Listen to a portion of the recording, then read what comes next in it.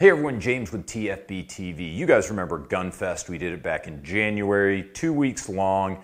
New products from your favorite manufacturers, the stuff that they're launching for 2021. We hosted an event in New Orleans. We brought a bunch of manufacturers down, asked them about their new guns, their new products, their new gear that they were bringing out for this year. So you have manufacturers bringing down all these new guns, and some of those guns, they said, James, look, we'll talk to you about it on camera, but you've got to wait to release it until we give you the okay. Aero was one of those manufacturers. Of course, we did a video on their charging handle. That is the new breech charging handle that sold out like immediately whenever it went on sale. We talked to them about that, but we also talked to them about a new AR that they're introducing. Here it is.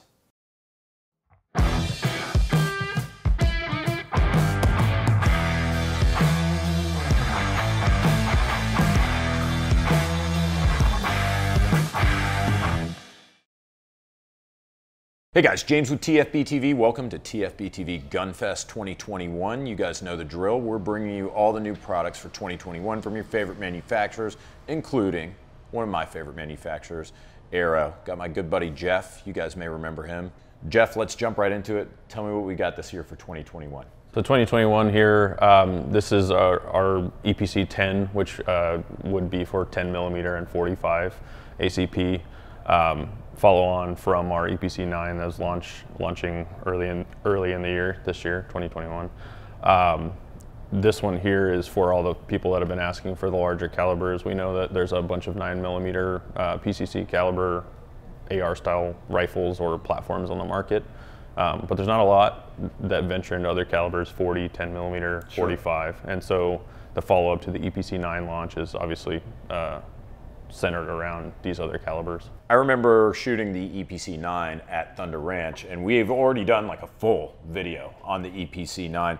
So a lot of people out there may have seen that already, but I mean, let's run them through the basics. First of all, how am I think the proper way to frame this is, how am I going to purchase this? In other words, am I buying just a receiver? Am I buying a complete gun? Is it some combination of the above? I know the answer, but I want you to tell that. Sure. Most of your followers are probably aware with Aero Precision.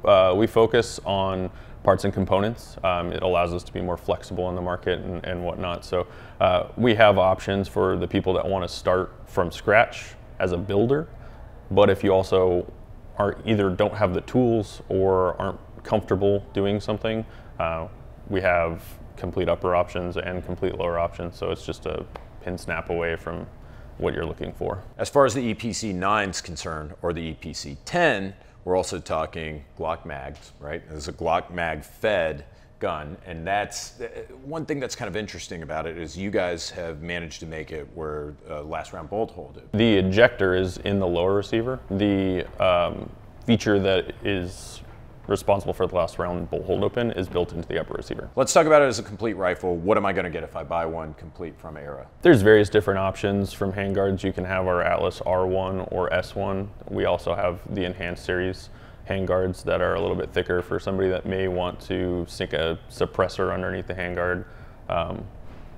Moving further back, the lower receiver obviously supports either 9 or 10 millimeter.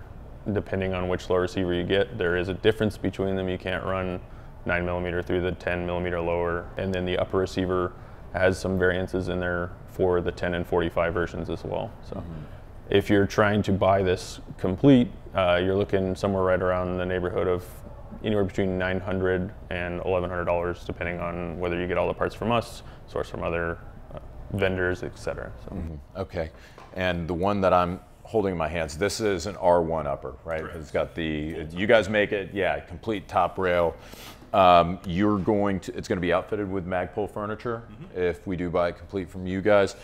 It's got, a lot of people don't realize this is something I've spoken about in the past, because of where the mag cut is, the mag release cut on Glock magazines. It's like, you know, towards the front, you guys kind of have this seesaw magazine release, which actually worked really well. And you've got, you know, traditional bolt hold open. If I buy this in 10mm and I want to shoot 45 through it, what do I need to do? The differences between your 10 millimeter and 45 are going to be the barrel and the bolt, obviously the magazines as well. And that's really your difference between those. Okay, so what do I need to do? Do I need to put a new upper on here? Then, like, I can use this same lower. You could source a complete upper from us chambered in 45, or you could swap the barrel if you have the tools and know-how. Okay. Why would I want, say, and I know this is a very broad question, but why would I want a 10 mil over a 9 mil? Why would I buy this instead of the 9? Some of that's personal, right? What we're really driving at is for the people that have been asking for 10 millimeter, you see a lot of folks that want to use it for hog hunting or some extreme cases of self-defense or something like that. Good for backcountry carrying and things like that. Packs a little bit more of a punch. Oh yeah. So people are kind of looking for that. Talk to me a little bit about the T&E that you guys have done. I mean, I remember with the EPC-10 there being a considerable amount of testing for this platform, and if you don't mind rehashing it over again, I think it bears mentioning. Sure. So from a T&E perspective, we've gone through several thousand rounds, whether it's on the 9 millimeter platform or the 10 millimeter platform. We've put tons of lead downrange, really tried to make it as affordable for the consumer without driving up costs where there may be necessary changes from the buffer configurations and things that allow you to have a soft shooting rifle, but don't drive the cost up. Yeah, sure, and you guys are really good at that. So, I mean, that's really what your strong suit kind of is. I've always said that, where I feel like dollar for dollar, this is as good as it gets. And you know, that's the other thing, is you guys are truly a premium manufacturer, but it's just funny that you can get it for, you know, not such a premium in terms of price. Yeah, that's our sweet spot, always bringing the value to the consumer, but still providing quality parts. So. Well, Jeff, thanks a ton for talking to us about the brand new EPC-10. I know I'm pretty stoked about it. When can I get it? I know you can't promise anything because of the way things are right now, but let's say I'm really stoked about it and I want to get one as soon as possible. When is the earliest possible time these might be out?